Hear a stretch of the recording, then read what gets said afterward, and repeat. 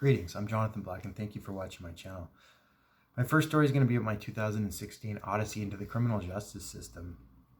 The 7 months I spent in pretrial custody at the Toronto South Detention Centre, the high-stakes drama that went on in there, and my acquittal at trial and the scandals that went along with that. So we'll start my story in 2016. I met a girl through a friend of mine, and we started dating. She was tall, pretty. She'd been a model in New York and Paris prior to us meeting. She had orbiters and exes in her life who got really jealous when her and I started seeing each other. And they were harassing me through social media periodically. And I kind of just sloughed it off more or less. So flash forward a month or two, she's at my place one night and she's drunk. And I get a text from an unknown number.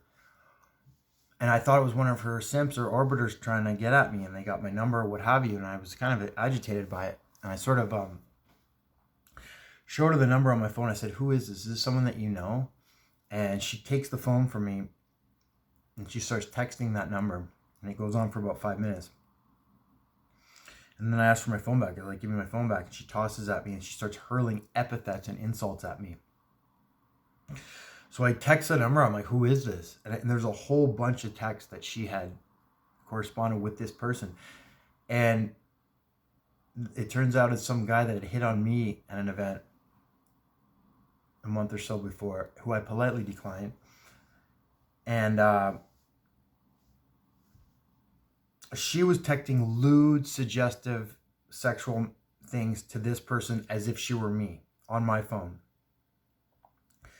And now this guy thinks I'm all into him, and she thinks that that's what I'm all about.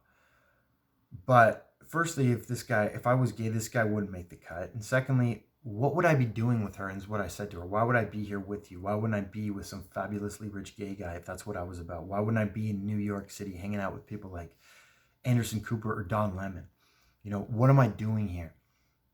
And that didn't register with her. So the insults just kept going on and on and on from 2 a.m. till 10 a.m. the next morning. Around 10 a.m., I got a text about something rather innocuous. I think it was over a tennis match. And she immediately says, "Who's that? What's that?" And she grabs for my phone. She pulls for it 3 times. On the 3rd time, I let go, and she flies back into my TV stand, smashes my TV over, starts screaming, throws my phone and smashes it on the floor, and then grabs it, and I kick her out. I said, "Get out. Get out right now." And she leaves. And I had some relief at that point. 30 minutes later, there's a knock on the door. It's the police. And they're charging me with assault causing bodily harm and mischief for the broken phone, which is my broken phone that she broke. And they're saying that I'm charged now for that, which was sort of like insult to injury, I guess you could say.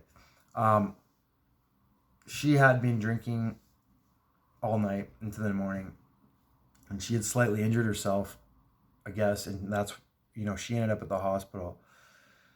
I'm arrested. There's media coverage of my arrest because my dad's a high-profile guy, Conrad Black, here in Canada.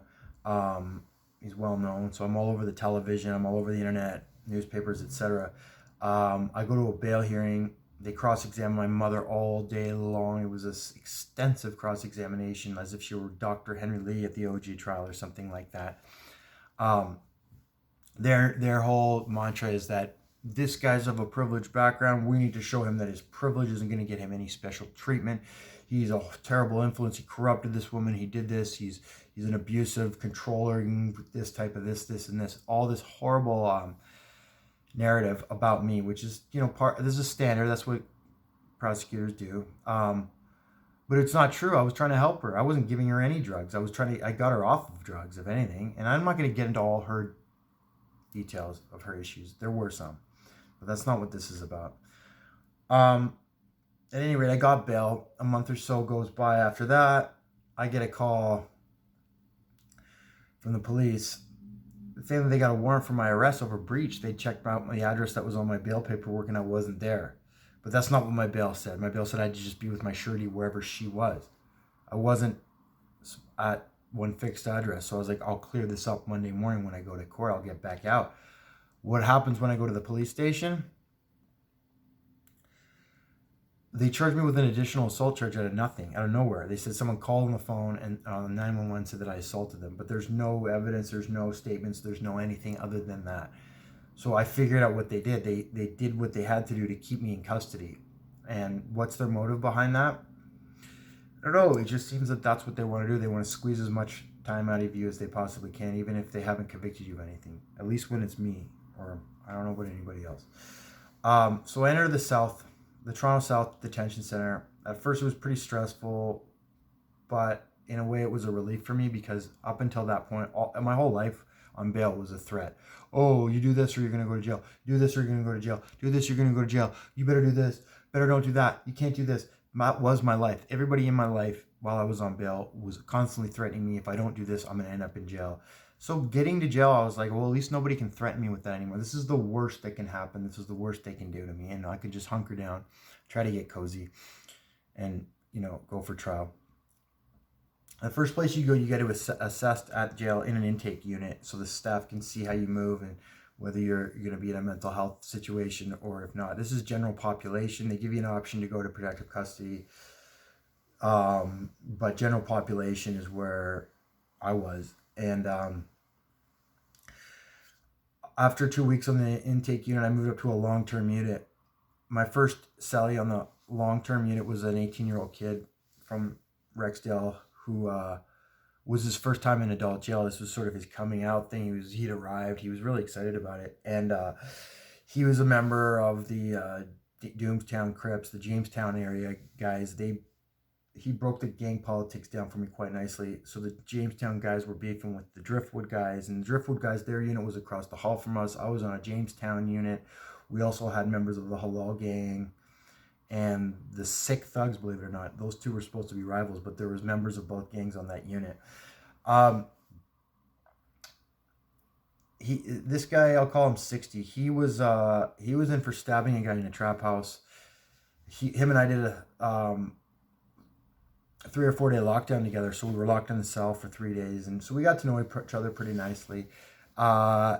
He told me some stories. He said he shot some guy with a high power weapon and all this stuff, and who knows what's true or not. You never know what to believe in these situations.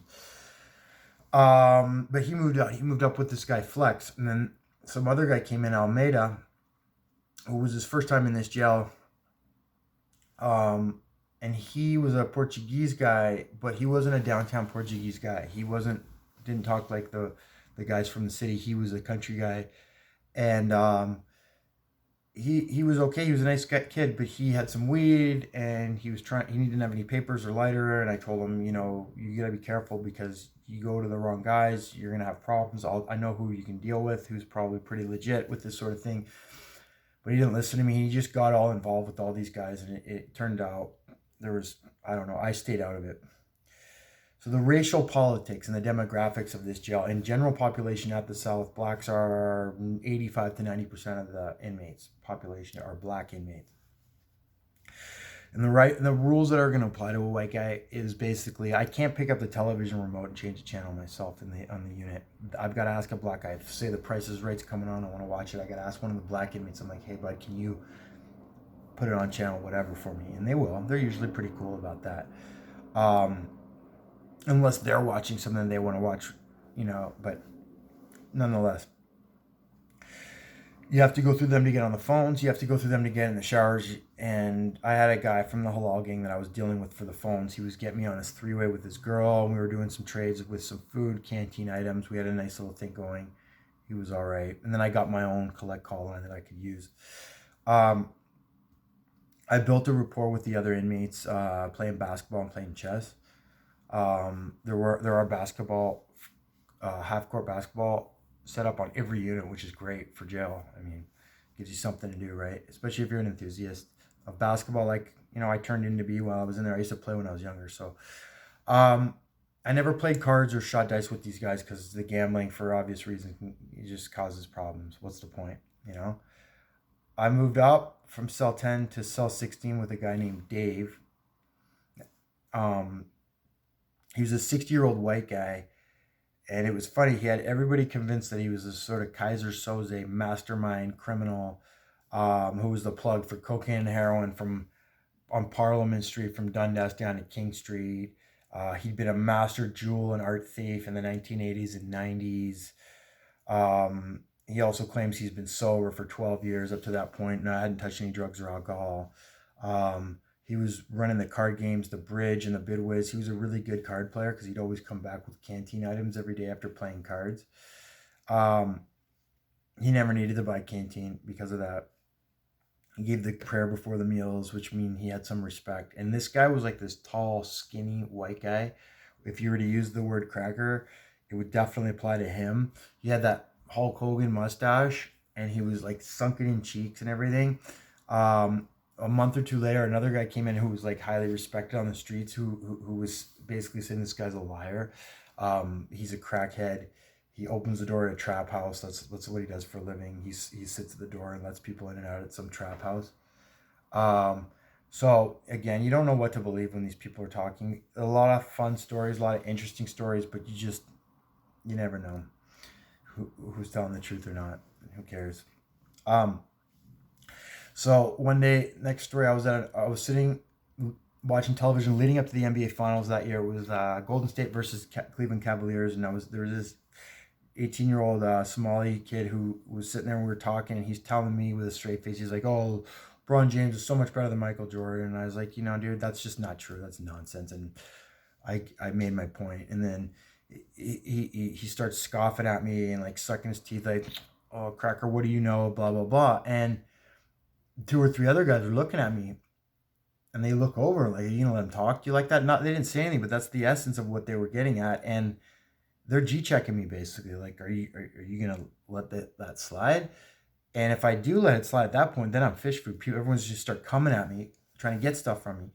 So I told the guy forward to the cell. As soon as he said that, as soon as I saw him looking at me, I walk up to the top tier to my cell. I go into the window and I'm looking down at the unit below. He's still down there, and I'm waving him up. I'm like, "You better come up here now." I'm like, "Come up here," because I figure if I'm in a penny, I'm in for a pound. I've got to go all the way with this. And he comes up, and he's sort of half-assing it, right? I can tell he's not really that into it. He didn't think I was going to call him out, right?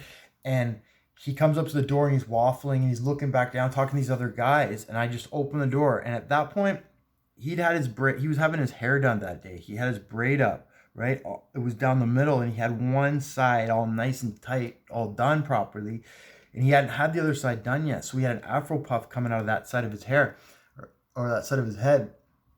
So he's sitting outside my door, and he's looking back, looking at another fella down there on the unit below. And I open the door, and I grab the puff of his hair, and I yank him into the cell. I gave him the headbutt. He shook, right? And we start wrestling, going at each other's arms. There's no real shots being given. I'm trying to stomp his feet because this guy had skinny legs. I'm trying to stomp on his feet. I see two guys coming down from the unit below up to the top tier to where my cell is. And I don't know what they're about, but I'm assuming, and I'm thinking in my mind while I'm wrestling this guy, do I have to fight all three of these guys right now?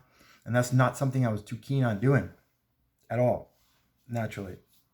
So I'm positioning this guy towards the door, so he's between me and my door, so that if these guys come in, I got him between me and them. And instead of if I was sandwiched between the two groups, then I'd be in serious trouble. The guy opens the door that's on the hallway, that's outside the unit, or outside my cell, and he's like, "Yo, the guards are coming, because the guards were doing their rounds down below. I couldn't see them, couldn't hear anybody say anything. So I look at the guy, I'm like, okay, are we good? And we fist bump, and he's cool. And that was the end. And I was happy about that.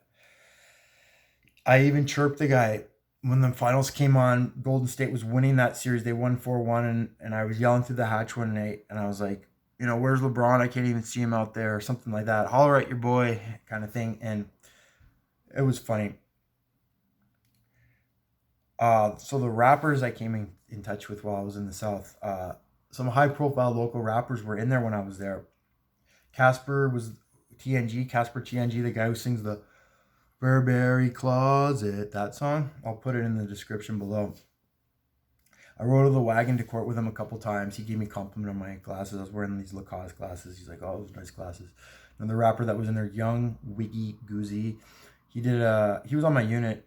Like, he was a card player. He played cards all day, and He did a diss song on one of Drake's rappers 5 or 6 years ago. It got about 1 million views. Also, Banana Clip was there. He ran one of the phones. I did some trades with him. He's a pretty good basketball player. Nice guy, I guess. And then Smoke Dog's brother, the rapper that got shot on Queen Street 2 summers ago, his brother was in there with me too. Nice guy. He was a decent basketball player. Calvin Michael Nemo. This is another high-profile inmate, but not for rapping. He was my barber. We played basketball together. I knew he was on a body, but I thought it was some regular garden variety gangbanger type thing, or maybe over a necklace. Because like I'd say 50% of the guys that are in there on homicide charges, it's about a necklace. I mean, the cops can verify this, but a lot of guys get shot over necklaces in Toronto. I can tell you that. But Calvin's murder wasn't about any of that. He killed like a square. He killed a cancer research doctor who, in a brutal knife attack, like a homicidal maniac type thing. And that's what this guy was. I didn't find out about this until after I got out and I read about him. But this guy was a serious homicidal maniac, and he did this to someone on our unit while I was in there with him. So one day, Callie was what we called Calvin. We call him Callie. The night before this happened, he asked to do a trade for me with a fish sandwich, and I turned him down. Apparently, this light-skinned guy was looking at him fighting in the shower or something. He didn't like it. He freaked out. He lured the guy up to his cell, and he beat the guy unconscious into a coma, and it was just awful. And he propped him up in the bed and left him in there for a day before the guards even found the guy. And then my cellie, Almeida, the kid, helped Callie like prop the guy in the bed. He got caught up in the charge too. And they sent out Callie down to the SHU for that. And that's where I'll stop this segment. I got a part 2 to follow up this. So that concludes part 1. If you like this, please subscribe, and so you can be alerted to when I do part 2. Thank you for listening.